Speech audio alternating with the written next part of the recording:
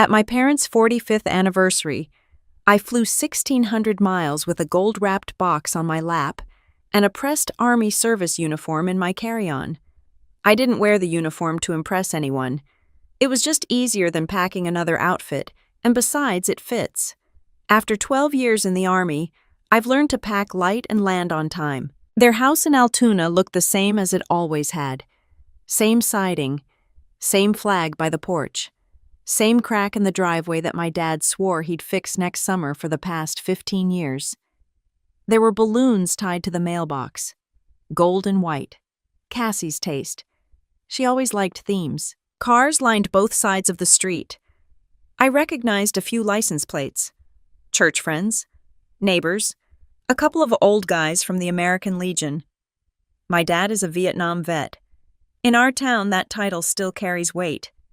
So does staying put. I parked down the block and sat there for a minute with the engine off.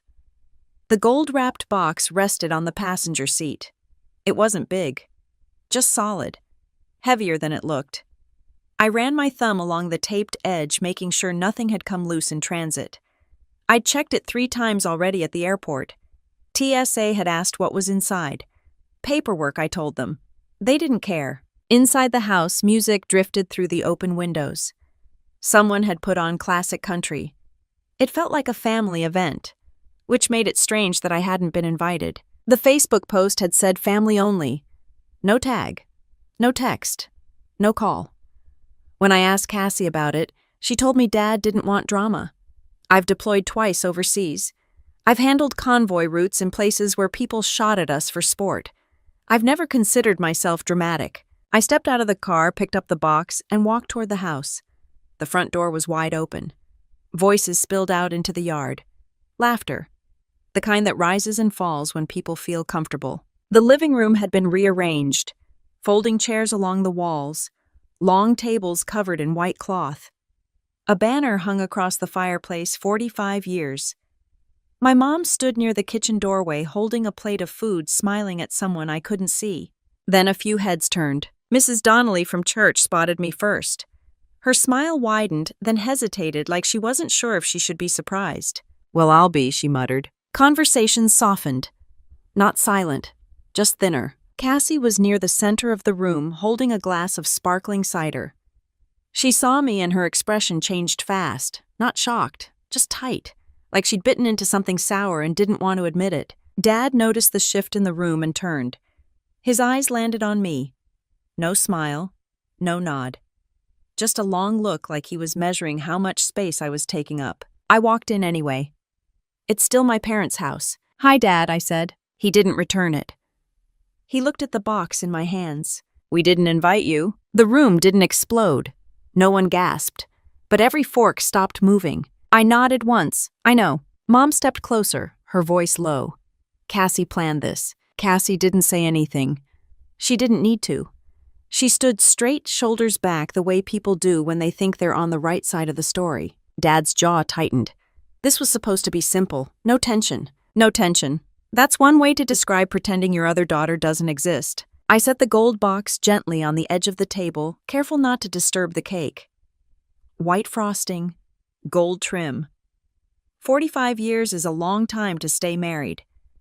It's also a long time to build habits. "It's just a gift," I said, "for the anniversary." Dad looked at it like it might explode. "We don't need anything from you." There it was. Clear, direct, efficient. I kept my hands at my sides. The Army teaches you that much. Across the room, one of the Legion guys shifted in his chair. He knew me. He'd shaken my hand the day I commissioned. He didn't look at me now. Dad reached out and pushed the box. Not hard enough to throw it. Just hard enough. It slid across the tablecloth, hit the edge, and dropped to the hardwood floor with a dull thud. The corner tore open, slightly exposing plain brown cardboard underneath the gold paper. "Dad," Mom whispered. He didn't look at her. "Your sister has been here," he went on. "She's the one who stayed. She's the one who's been handling things." Handling things. I bent down and picked up the box. It was intact. The contents hadn't shifted. I smoothed the torn paper back into place with my thumb. Years of field repairs teach you how to make things look fine, even when they've taken a hit. "I didn't come to argue," I said. Cassie crossed her arms. Then maybe you shouldn't have come. That landed exactly how she meant it to. I scanned the room once. 60 faces. Some familiar, some curious, a few uncomfortable. Nobody stepping forward. Nobody stepping back. I could have started explaining right there. I could have pulled the tape loose and let the papers spill across the cake table. I could have read out dates and amounts and routing numbers. Instead, I held the box against my chest and turned toward the door. No one blocked my path. The music was still playing, a song about loyalty of all things. On my way out, I passed the hallway where childhood photos hung in mismatched frames. School pictures, graduation, Cassie's wedding. My ROTC commissioning photo was there too, tucked at the end, smaller than the rest. I stepped onto the porch and into the cool Pennsylvania air. The noise from inside dimmed as the screen door swung shut behind me. The driveway looked longer than it had when I was a kid. Maybe it was just perspective. I reached my car, opened the passenger door, and set the gold box back on the seat. The corner was still slightly torn. I didn't fix it this time. Through the front window of the house, I could see silhouettes moving. Someone gesturing. Dad still standing near the table. I started the engine and pulled away from the curb, the banner still visible in my rearview mirror. 45 years of marriage, 6 years of mortgage payments, and a gold box that no one had bothered to open. I kept driving until the house disappeared from my rearview mirror, but my hands stayed tight on the steering wheel. There's a certain kind of quiet that follows humiliation. Not the loud kind, not the dramatic kind. Just a steady hum in your ears while your brain replays every word like it's evidence in a trial. We didn't invite you. It wasn't the first time I'd heard something like that. It was just the first time it had an audience. I grew up in that house. Same cracked driveway. Same porch swing that squeaks on the left side. Altoona isn't the kind of town you leave without people noticing. It's the kind where your teachers know your parents, your pastor knows your report card, and everyone remembers who stayed and who didn't. Cassie stayed. Cassie is 4 years older than me. In family photos, she's always centered. Big smile. Confident. She was the one who raised her hand first in class, who volunteered at church, who knew how to talk to adults like she was one of them. People liked her because she made them feel seen. I was the quieter one, not shy, just observant. I listened more than I spoke. That doesn't get applause at dinner. Dad used to joke at barbecues. He'd clap Cassie on the back and say, "That one's got people skills." Then he'd glance at me and add, "This one's figuring things out." Everyone would laugh, including me. That's what you do when you're 12, and you don't want to be the problem. Dad's a Vietnam veteran. He doesn't talk about it much, but it shaped him. Structure, loyalty, showing up. Those things matter to him more than words. He worked 30 years at the rail yard and never missed a shift unless he physically couldn't stand. In his world, staying is proof of love. Cassie fit that model perfectly. She stayed in Altoona, community college, local job, Sunday service every week. When Mom needed help moving furniture or filling out paperwork, Cassie was 5 minutes away. I left. Not suddenly. Not recklessly. I applied for an ROTC scholarship during my senior year of high school. I didn't tell Dad until the paperwork was already in motion. He was sitting at the kitchen table when I brought it up. Same table where he'd just pushed my gift to the floor hours earlier. I got the scholarship, I told him. 4 years. Tuition covered. He didn't look impressed. He looked concerned, like I'd told him I was moving to the moon. "The Army's not a place for girls," he said. That was the first time I realized he didn't see my future the way I did. "It's an officer program," I said. "College first, then service." He leaned back in his chair. "You don't need that. You've got family here." That word, here. It always came back to that. Mom tried to smooth it over. She always did. "It's a good opportunity," she offered gently. Dad shook his head. Opportunity to leave. That night, Cassie knocked on my bedroom door. She didn't come in, just leaned against the frame. "You really going to do this?" she asked. "Yeah." She studied me for a second. "Don't expect things to stay the same." I thought she meant holidays and schedules. I didn't realize she meant position. I left for college that fall. ROTC was harder than I expected. Early mornings, PT in the rain, leadership labs where no one cared if you were tired. I liked it. There's comfort in clear expectations. Do the work. Earn the result. Dad didn't come to my commissioning ceremony. Mom did. Cassie said she had work. I stood there in my dress uniform at 22, reciting an oath to support and defend the Constitution. I meant it. Every word.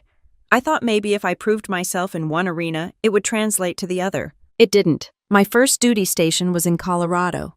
Logistics branch. Not glamorous. No helicopters. No dramatic rescues. Just planning.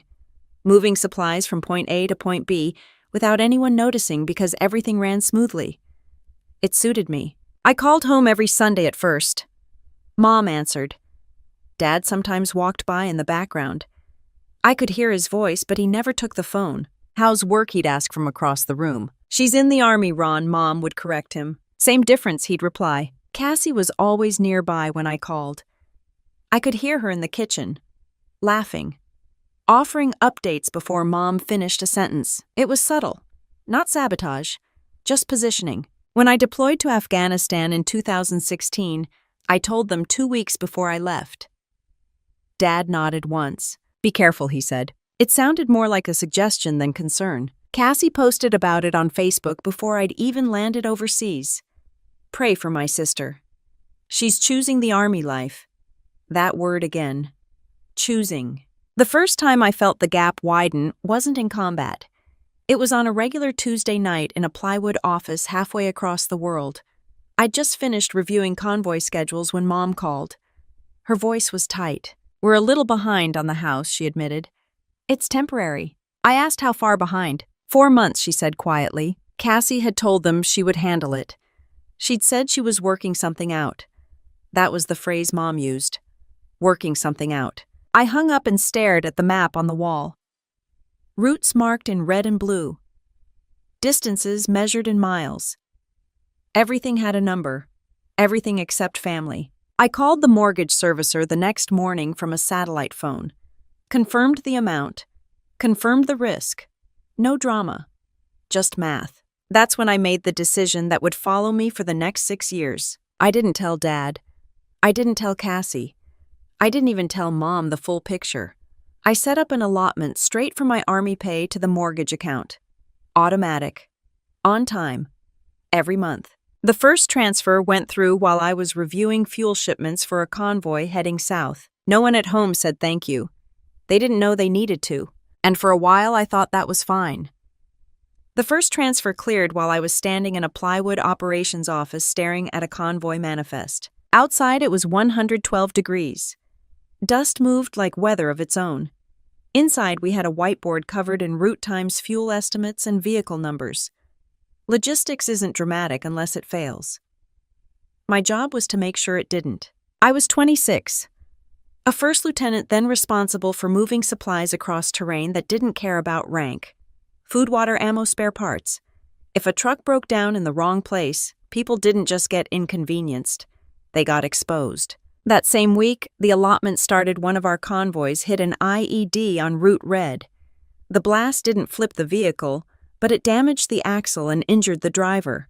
Not fatal, not headline-worthy, just enough to remind everyone that routine is a fragile word. I spent the night in the Tactical Operations Center reviewing incident reports, double-checking supply timelines, making sure nothing else slipped. Around 2 a.m., I logged into my bank portal using the unstable connection we shared across half the base. There it was, $2,450. Sent. I didn't feel heroic. I felt responsible. Like I'd just signed up for a 6-year gym membership I couldn't cancel. I didn't tell anyone in my unit. You don't walk into a war zone and announce you're paying your parents' mortgage. Everyone's carrying something. You handle yours quietly. Back home, Cassie was still handling things. Mom mentioned on a call that Cassie had stopped by the bank to straighten things out. I didn't correct her. I didn't ask what that meant. I already knew where the money was coming from. The arrangement was simple. My allotment went directly to the mortgage servicer. It never touched my parents' checking account. Cassie had access to that account. She did not have access to the mortgage portal. Clean line. No overlap. The first few months were mechanical. Paycheck hits. Allotment withdraws. Balance lowers. I tracked it the way I tracked convoy fuel usage. Numbers don't lie. They also don't argue. Afghanistan doesn't give you much space to sit with your feelings. You move from briefing to planning to execution without pause. Still, sometimes at night, lying on a narrow cot inside a metal container, I'd think about the house on Maple Street, the porch swing, the cracked driveway, the way Dad always locked the back door twice before bed. He believed staying was loyalty. I believed protection was loyalty. We were using different definitions. About 8 months into that deployment, one of my soldiers, Specialist Turner, didn't come back from a run. That one was fatal. Wrong place, wrong timing, wrong stretch of road.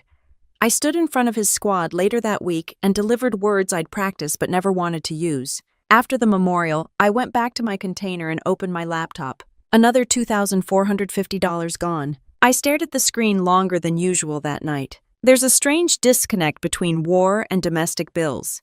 You can be reviewing casualty paperwork and still worrying about interest rates.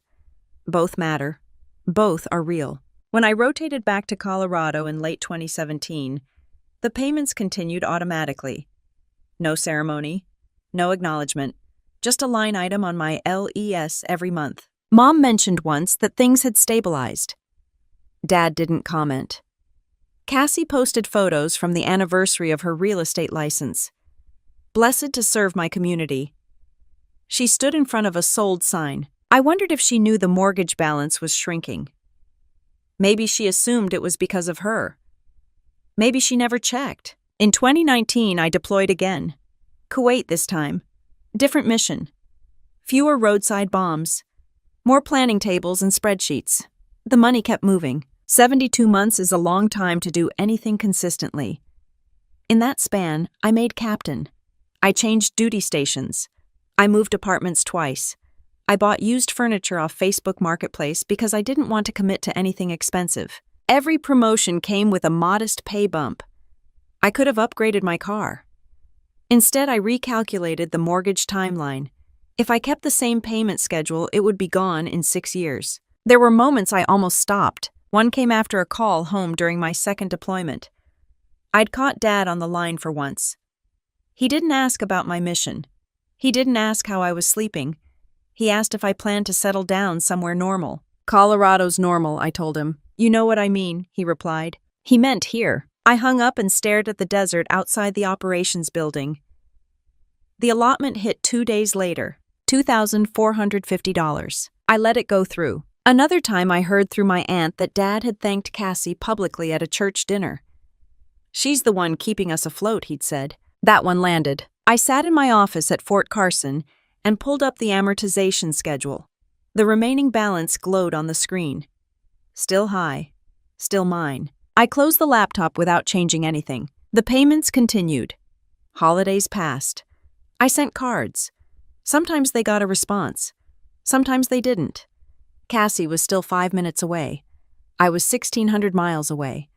In small towns, proximity counts as effort. By year 5, the principal was down to numbers that looked manageable. I'd gotten used to living without that chunk of my paycheck. It felt automatic like taxes. Except this one was voluntary. In early September of the 6th year, I logged in and saw the remaining balance, $2,438. I transferred the final amount manually. Didn't wait for the automated withdrawal. The confirmation page loaded slowly. Mortgage paid in full. I didn't celebrate. I didn't call anyone.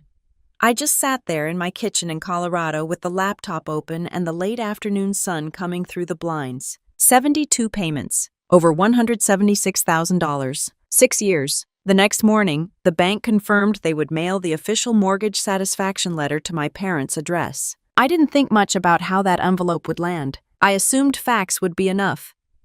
The envelope arrived at their house 3 days later, and Cassie was the one who brought it in from the mailbox. I didn't know that at the time. I found out later, after all of it unraveled. What I did know was that Mom called me that week sounding relieved. It's official, she said. The mortgage is done. Cassie finished the paperwork. I leaned back in my kitchen chair and stared at the ceiling. That's good, I told her. Dad didn't get on the phone. In a small-town mail doesn't sit unattended. Cassie stopped by their house almost daily. She picked up prescriptions, sorted bills, helped Mom schedule appointments. It made sense that she'd grab the bank envelope first. She always did the administrative things. That was her lane. The difference was this envelope wasn't administrative. It was factual. The mortgage satisfaction letter listed every payment source by account number. My name wasn't printed in bold across the page, but it was there. Clear, traceable. 72 transfers tied to a single Army allotment, somewhere between the mailbox and the kitchen table. That detail never made it into conversation. A week later, my aunt called. "Your dad gave a little speech at church," she said carefully. "About what?" "About how grateful he is that Cassie stepped up all these years. Said she kept the house safe." I didn't respond right away. "She's been telling people she handled it from the start," my aunt added. Handled it. The word was doing a lot of work. I asked one simple question. Did anyone mention where the money came from? A pause. No. I ended the call and opened my laptop. Not because I doubted the transfers, because I needed to see them again. Sometimes clarity requires numbers. There they were. Month after month. Afghanistan. Kuwait. Back home. All consistent. Cassie had access to the checking account. She did not have access to the mortgage account. But if she intercepted the satisfaction letter, she could control the narrative before anyone asked questions. And Dad didn't ask questions. He trusted whoever was physically present. A few days later, I saw photos online from a small dinner they'd hosted. Nothing big, just family friends and a couple from church. Cassie stood beside Dad in one picture, smiling. The caption read, "Proud to help my parents through the hard years." No correction in the comments. No clarification. Just likes. I stared at the screen longer than I should have. It wasn't the money that bothered me. I'd made peace with that years ago. It was the story. Cassie hadn't paid a single mortgage installment. That wasn't speculation. That was documented fact. But she had proximity. She had visibility. She had access to the emotional side of the house. I had routing numbers. When I called home the following Sunday, Dad answered. "That's quite a milestone," I said evenly. "House paid off. Your sister did right by us," he replied. I let the silence stretch just long enough. "I've been helping too," I said. Not defensive, just accurate. He didn't hesitate. "Cassie's been the one here every day." There it was again. Here. The implication was clear. Physical presence counted more than invisible support. "I've been sending money," I said plainly. "For a while," he replied. "Cassie told me you pitched in a few times. We appreciated it. A few times." I could have listed the exact number. 72. I could have referenced dates. I could have described where I was standing when each transfer cleared. Instead, I said, "Okay." He moved on to asking about the weather in Colorado. That night, I didn't sleep well. Not because I was shocked, because I wasn't. Cassie had always understood optics. She knew how to stand in the right place at the right time. She knew how to frame events so she appeared indispensable. She didn't technically lie. She just never corrected the assumption. If someone thanked her for paying the mortgage, she didn't argue. Over the next few months, the pattern solidified. At a 4th of July barbecue, Dad raised a glass and said, "Couldn't have kept this place without Cassie." At Thanksgiving, according to my aunt, he repeated the sentiment. I wasn't there for either event. I was at Fort Carson reviewing quarterly logistics reports and trying not to check Facebook during meetings. One evening, I finally called Cassie directly. "Why are you telling people you paid the mortgage?" I asked. "I handled it," she replied. "That's not what I'm asking. You live in Colorado," she said. "You don't see what it takes day to day." "I see my bank statements." A short laugh. "So this is about credit." It wasn't about credit. It was about accuracy. "I just want Dad to know where the money came from." "He knows," she replied calmly. "He knows I've been here." The conversation ended without resolution. Cassie had a talent for that. She didn't escalate. She redirected. After that call, I considered sending copies of the statements directly to Dad. Certified mail. Clear documentation. I didn't. Part of me still believed that facts would surface on their own. That eventually someone would look closely enough at the paperwork to notice the account name attached to 72 payments. Another part of me understood something less comfortable. Cassie wasn't just taking credit for the mortgage. She was positioning herself as the reliable daughter, the one who stayed, the one who could be trusted with financial access. Proximity builds influence, and influence builds control. By the end of that winter, her name had been added to my parents' joint checking account to help with bills. That detail came from my aunt as well. It wasn't illegal. It wasn't dramatic. It was practical, and it shifted the balance. I sat in my apartment in Colorado and ran the numbers again, even though the balance was zero now. The house was paid off. The story was not. The house was paid off, but the transfers didn't disappear from my bank history.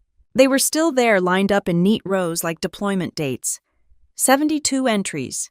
Same amount, same destination, different months, different versions of me. I went back to work the next morning like nothing had shifted. Staff meeting at 0800.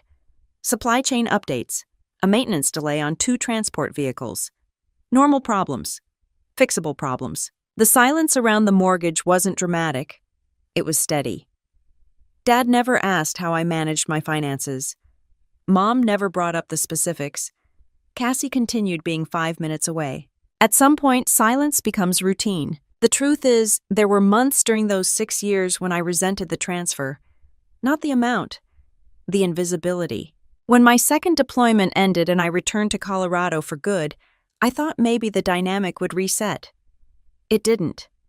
Cassie had already solidified her position. She was the daily presence, the one at doctor's appointments, the one who drove Mom to the pharmacy, the one who answered when the landline rang. Landline. That tells you everything about how my parents operate. The first Christmas after the mortgage was paid off, I didn't fly home. Officially, it was because leave scheduling was tight. Unofficially, I was tired of standing in rooms where my contributions were theoretical. Mom mailed me cookies. Cassie posted photos of Dad carving the turkey. In the comments, someone wrote, "Good thing Cassie kept the house." Cassie liked the comment. I stared at that for longer than I'd like to admit. At Fort Carson, my days were structured. PT at dawn, briefings mid-morning, planning cycles in the afternoon. I was leading a team of soldiers responsible for keeping equipment moving across multiple training sites. My evaluations were strong. My promotion to captain had come with more responsibility, not less. In that environment, effort translated to measurable outcomes. At home, effort translated to narrative. One evening, I opened a folder on my laptop and scrolled through 6 years of LES statements. Combat Zone tax exclusion entries, hardship pay, basic allowance for housing adjustments. Each month, I'd watched the net pay and calculated what I could live on after the allotment. There were vacations I didn't take, a car upgrade I postponed, furniture I bought used because it made more sense. I never told my parents about those choices. Not because I was hiding them, because they weren't supposed to be sacrifices. They were decisions. The problem was decisions without visibility don't count in family politics. Around year 4 of the payments, there was a moment I almost stopped. Dad had made another comment at a church dinner. My aunt relayed it carefully. He said, "Cassie's the reason they'll never lose that house." That night, I logged into my bank account and hovered over the allotment settings. It would have taken less than 60 seconds to cancel. I imagined the next mortgage statement arriving short. I imagined Cassie scrambling. I imagined Dad finally asking questions. Instead, I closed the browser. If I stopped, the house would become leverage. And I didn't want leverage. I wanted stability. By year 5, the balance was low enough that the end was visible.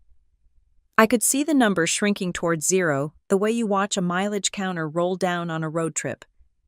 You know the destination is close, but the last stretch always feels longer. I told no one when the final automated payment was scheduled. When I manually sent the last $2,438, I didn't announce it.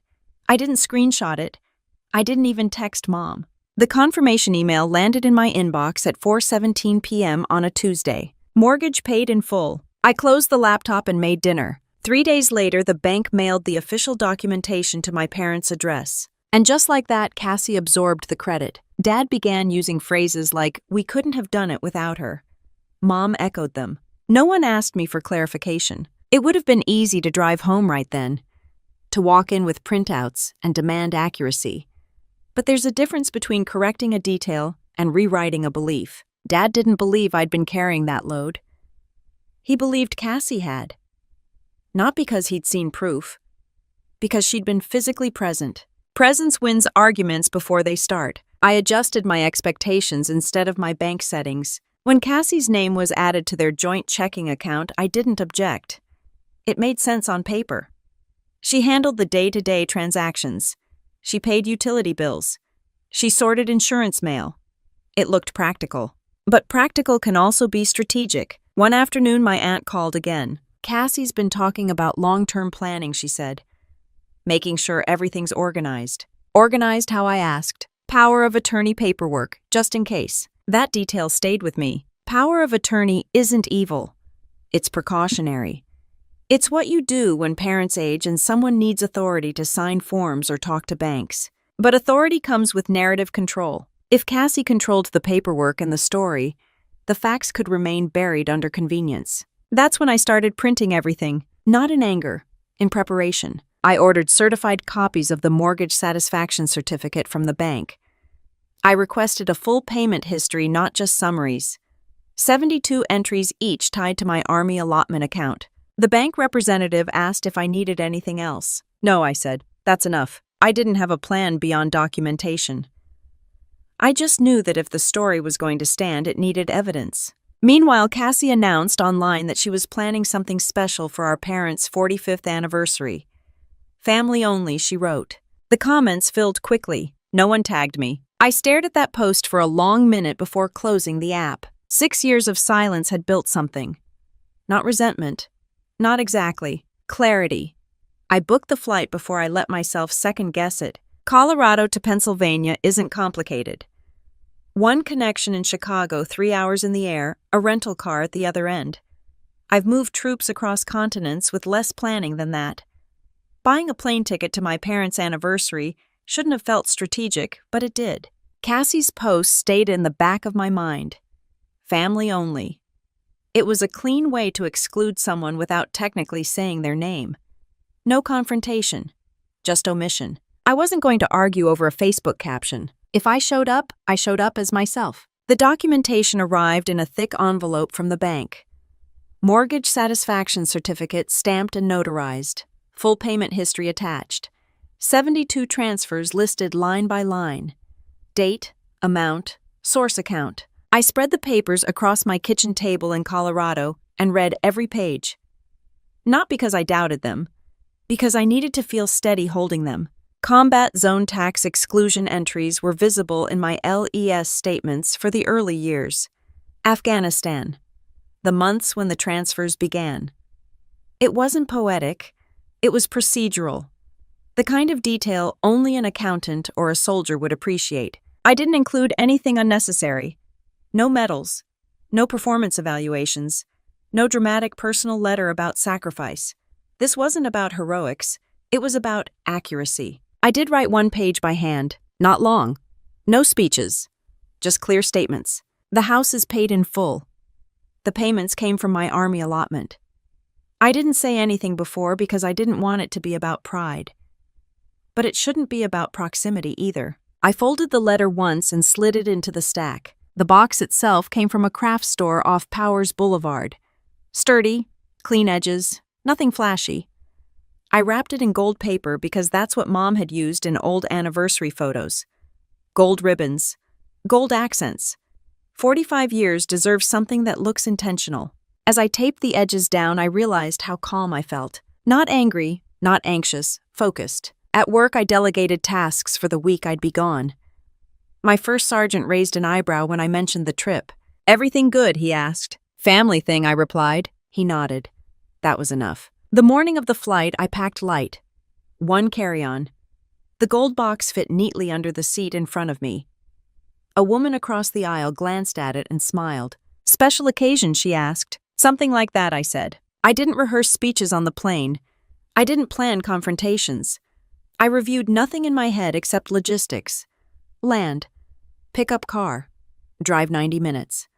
Park down the block if needed. The closer we got to Pennsylvania, the more familiar the landscape looked. Rolling hills. Clusters of trees starting to turn. I'd spent half my life there. The other half somewhere else. At baggage claim, I watched families reunite. Hugs, laughter, kids running toward grandparents. I stood still with a rental car key in my hand and a gold box tucked against my side. On the drive to Altoona, I passed the exit for the rail yard where Dad worked most of his adult life. Same rusted signage, same water tower in the distance. Nothing changes quickly there. It shifts slowly, like assumptions. I thought about turning the car around once, not because I was afraid of confrontation, because I wasn't sure confrontation was necessary. Maybe the bank letter had already clarified everything. Maybe Dad had noticed the source account. Maybe Cassie had explained. But the Facebook post still said family only. That was answer enough. I parked down the street from the house. Same habit as before.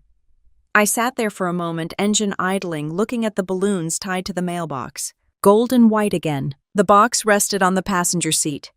I adjusted the torn corner where the paper had creased during the flight. It didn't need to be perfect. It just needed to hold together. I didn't text anyone to say I'd arrived. I didn't call. If I was family, I didn't need permission to knock. Before getting out of the car, I checked the contents one last time. Certificate. Payment history. LES copies. Letter. All there. I slid everything back into place and closed the lid carefully. Walking up that driveway felt strangely similar to reporting to a briefing room before a high-stakes mission. You know the environment. You know the players. You don't know the reaction. Inside the house, laughter drifted through the open windows. Music. The kind that's loud enough to suggest celebration but not loud enough to drown out conversation. I stepped onto the porch and paused at the door. There's a moment before entering any room where you decide who you're going to be inside it. I wasn't there to argue. I wasn't there to expose anyone dramatically. I wasn't there to win. I was there to set something straight. I opened the door and walked in, the gold box steady in my hands. The room smelled like roast beef and vanilla frosting. Conversations overlapped in that comfortable way they do when people think nothing unexpected is about to happen. Folding chairs lined the walls. A slideshow played on the TV in the corner, old wedding photos Dad, with sideburns Mom in a gold-trimmed dress that looked straight out of 1978. I stepped inside, and the air shifted just enough for people to notice. Mrs. Donnelly spotted me first. Her smile widened, then paused mid-stretch. A few heads turned in sequence like someone had nudged the room slightly off balance. Cassie stood near this cake table holding a glass and laughing at something one of Dad's old Legion buddies had just said. She saw me and stopped mid-laugh. Not shocked, just recalculating. Dad followed the line of sight across the room and found me near the doorway. No greeting, no nod, just a long look that moved from my face to the gold box in my hands. "We didn't invite you." The sentence didn't echo. It didn't need to. It landed exactly where it was meant to. "I know," I answered. Mom took a step forward, lowering her voice as if volume was the issue. "Cassie planned this." Cassie stayed where she was, shoulders squared, chin slightly lifted. She didn't correct anything. Dad gestured toward the tables. This was supposed to be simple. Simple. 45 years of marriage. A house paid off. 60 guests. Simple. I walked toward the cake table anyway and placed the gold box beside the centerpiece. It caught the light from the chandelier and reflected it back in small flashes. "It's just a gift," I said evenly, "for the anniversary." Dad didn't touch it at first. He stared at it like it might represent more than cardboard and paper. "We don't need anything from you." There's a specific tone people use when they believe they're defending something sacred. That was the tone. Across the room, one of the Legion guys shifted in his chair. A fork clinked against a plate and then went still. "Your sister's been here," Dad continued. "She's the one who's been taking care of things, handling things, taking care of things, staying." Cassie folded her arms loosely, not defensive, comfortable. I kept my posture neutral. Years in uniform teach you that control is visible. "I didn't come to compete," I said. "Then you shouldn't have come," Cassie replied, her voice calm enough to sound reasonable. It would have been easy to argue right there. To ask what exactly she'd handled. To mention routing numbers and timestamps. Instead, I looked at Dad. "You're celebrating 45 years, I said. "I thought that mattered." "It does," he answered.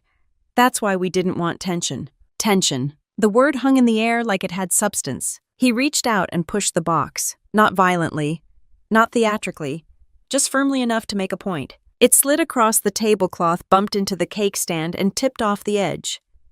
The sound it made when it hit the hardwood wasn't loud, but in that moment it felt amplified. The gold paper tore slightly at one corner. Mom inhaled sharply. Ronald. He didn't look down. I stepped forward, bent at the waist, and picked up the box. It was intact. Solid. Heavy in the way truth tends to be. I smoothed the torn edge with my thumb, pressing the paper back into place. Around me, no one moved. 60 people holding plates and glasses, pretending not to be invested. I didn't come to argue, I repeated. Dad's expression didn't change.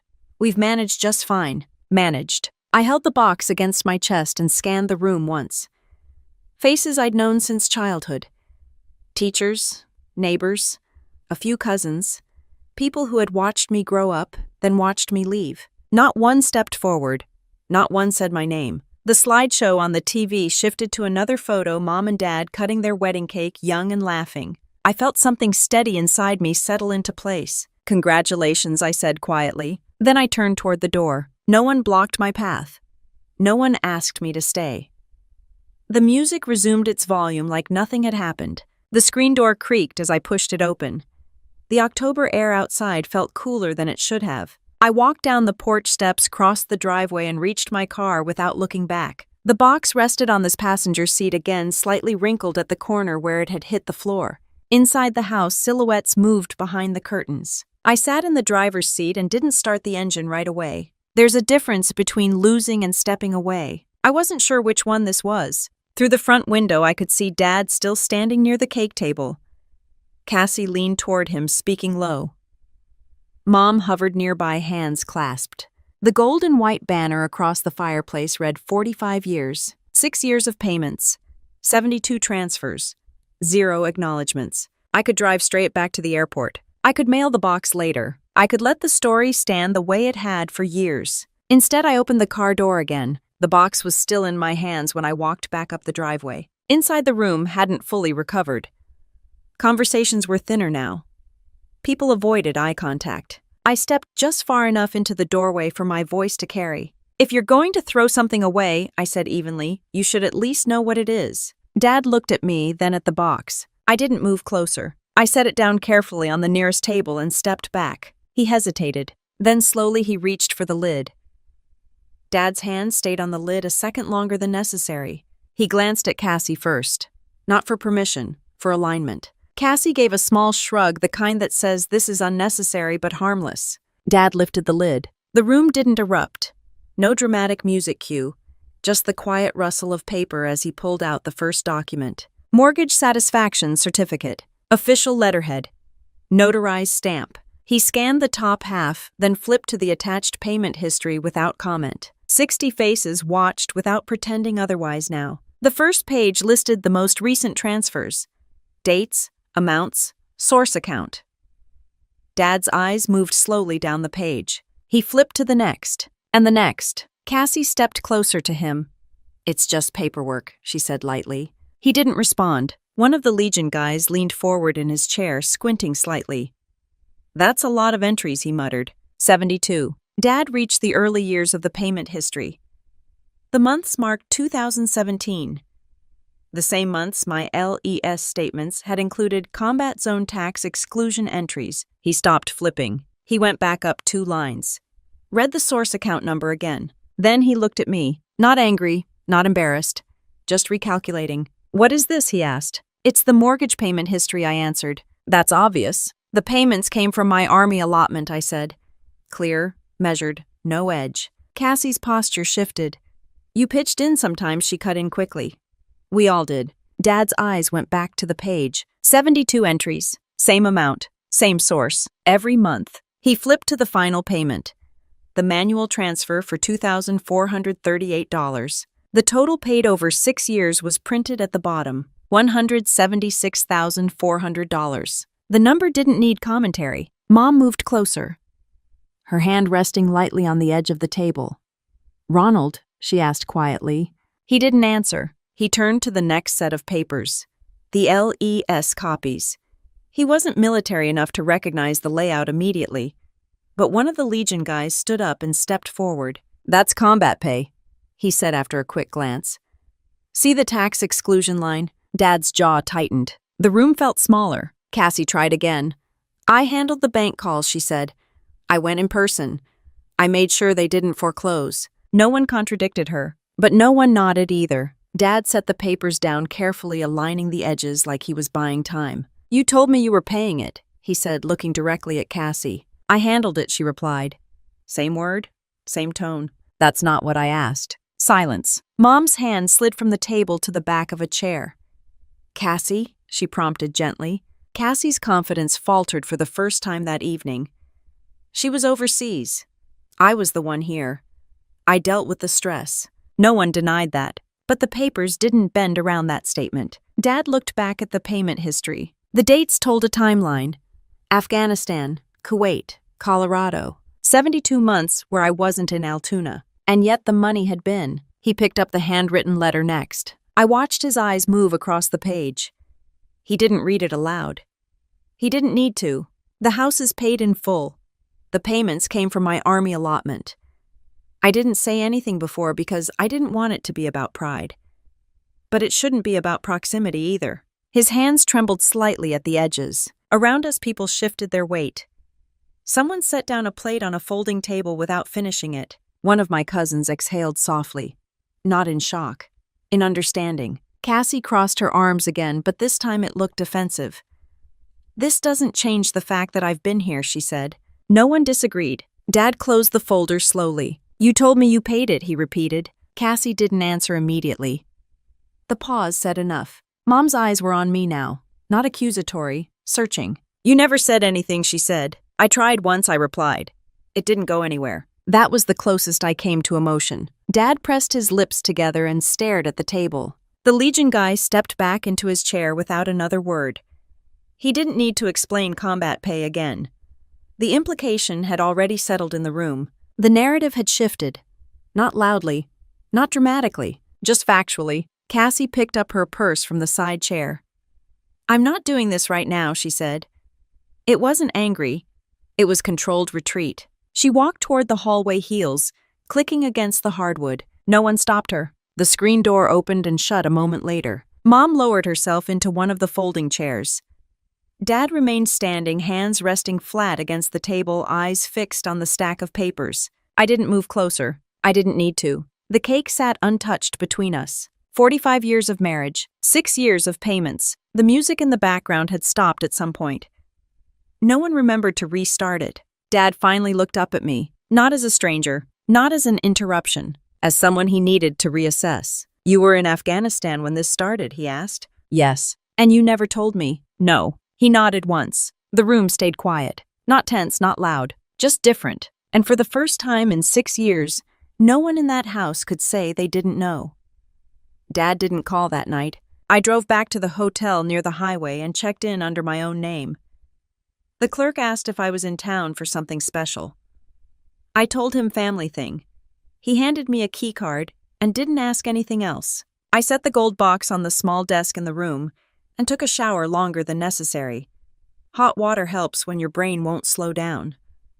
The confrontation replayed in pieces. The way Dad's hand trembled slightly when he reached the earlier payments. The way Cassie's voice stayed steady until it didn't. No yelling, no accusations, just arithmetic. My phone lit up around 11:30 p.m. Dad's name on the screen. I let it ring once, twice, then I answered. He didn't open with anger. Did you really send it every month, he asked. Yes. All of it. Yes. A long pause. I went back to the bank after you left, he said. I asked them to confirm. That didn't surprise me. Dad doesn't operate on emotion when paperwork is involved. He verifies. They showed me the account source, he continued. It's yours. It always was. Another silence. Not hostile. Processing. I thought Cassie was covering it, he said. She told me she set up arrangements. She set up visibility, I replied before I could stop myself. He exhaled through his nose, almost a half laugh. Not amused. Just recognizing something. I raised you both, he said quietly. I should have known. The statement didn't come with self-pity.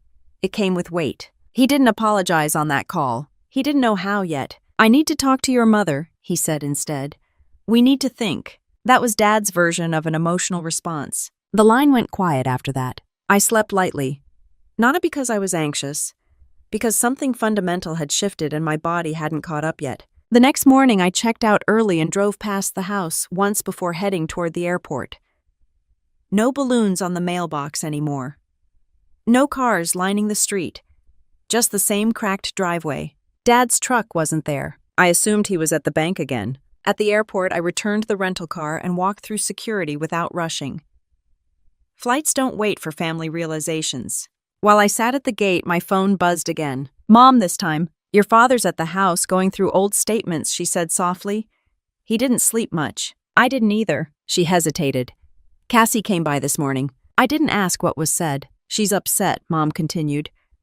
She says she never claimed the money was hers directly. That's true, I said.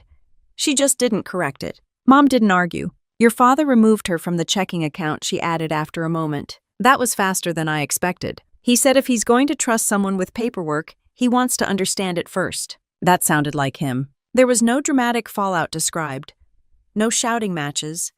Just a quiet recalibration of access. My flight boarded. By the time I landed in Colorado, I had 3 missed calls from Dad. The first voicemail was brief. Call me. The second was longer. I read all 72 entries. The third came just before I stepped into baggage claim. I was wrong. I stood there with my carry-on in my hand, surrounded by people greeting each other with airport hugs, and listened to that message twice. Dad isn't a man who says that lightly. I called him back from the parking garage. He picked up immediately. I should have asked more questions, he said without preamble. I should have looked closer. Yes, I agreed. He didn't argue. I trusted what was in front of me, he went on. I didn't think about what wasn't. That's fair, I said. It wasn't absolution. It was acknowledgement. I told people at church that Cassie paid it, he added. I'll correct that. That mattered more than any private apology. Do what you think is right, I said. He cleared his throat. Your mother wants to come see you. That caught me off guard. When? Soon. Dad doesn't use that word casually. Okay, I said. We'll drive, he added. I don't want to do this over the phone. Pennsylvania to Colorado is roughly 22 hours by road if you don't stop much. You don't have to rush, I told him. We're not rushing, he replied. We're driving. That distinction made sense to him. After we hung up, I walked to my car in the airport garage and sat behind the wheel for a minute before starting it. The confrontation hadn't exploded the family. It had clarified it. Cassie hadn't been publicly destroyed. There were no social media takedowns, no dramatic exits, just fewer assumptions in her favor. Dad had verified the facts himself. He'd removed her access. He'd admitted fault in 3 words he rarely uses. I pulled out of the garage and headed toward Fort Carson. At a red light, my phone buzzed again. A text from Dad. We'll leave at 3 a.m. I didn't respond right away. I watched the light turn green and pressed the gas. Some conversations don't belong in voicemail. They belong face to face. At 6:12 a.m., headlights swept across my living room wall. I was already awake. Colorado mornings are quiet in a way Pennsylvania mornings aren't. Fewer trees. More sky. I stood at the front window and watched Dad's truck pull up slightly crooked against the curb. Road dust covered the sides. 22 hours will do that. The engine cut off. For a second, neither door opened. Then Dad stepped out first. He looked older than he had 2 days ago. Same flannel shirt from the anniversary party. Same boots. Different posture. Not stiff. Just aware. Mom came around the other side holding a travel mug and her purse like she wasn't sure how long she'd be staying. I opened the front door before they reached the porch. No speeches, no dramatic reunion. Just space. Come in, I said. Dad stepped inside slowly, taking in the small living room, the bookshelf against the far wall, the army shadow box mounted near the hallway. Mom followed, glancing at the photos on the side table. Most of them were from deployments. A few from training exercises, none from high school. We sat at my kitchen table. It's not fancy. 4 chairs. Scratches in the wood from years of normal use. Dad rested his hands flat on the surface like he had at the anniversary party. I read everything again this morning before we left, he began. I know, he nodded once. I was wrong. This time the words came without hesitation. Mom reached for her mug, then set it back down without drinking. I let proximity convince me, Dad continued. I thought being here meant doing more. It doesn't, I said. Not harsh, just clear. He looked up at me fully then. I told people it was Cassie, he added. I corrected it yesterday. That mattered. What did she say, I asked. He exhaled. She said she never lied. That's technically true. He almost smiled at that.